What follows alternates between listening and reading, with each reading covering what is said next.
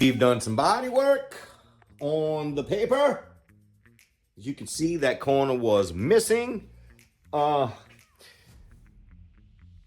not tearing the door up. The door is stained beyond belief. I mean, it's crazy. Just the stains are insane on this thing.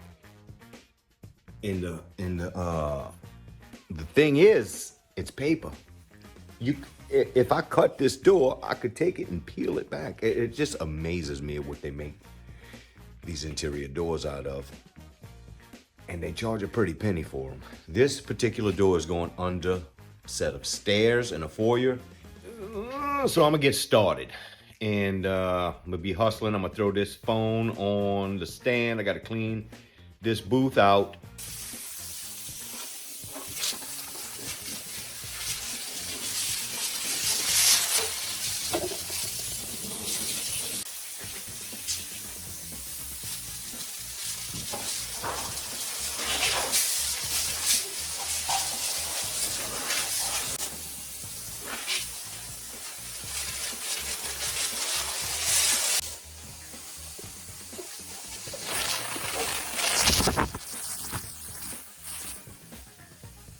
It's frio outside. I got it up to 61. 35 degrees outside, and I got my little booth here. See my booth?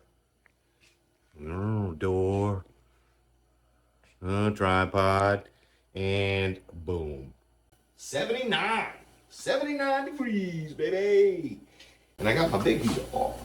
No, she's still on too. Let's stay on. All right, just a little wipe down.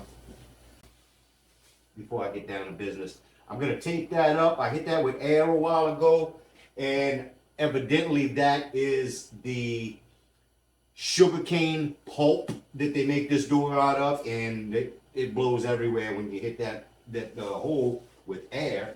So I think I'm gonna tape it up. This is a piece of cardboard.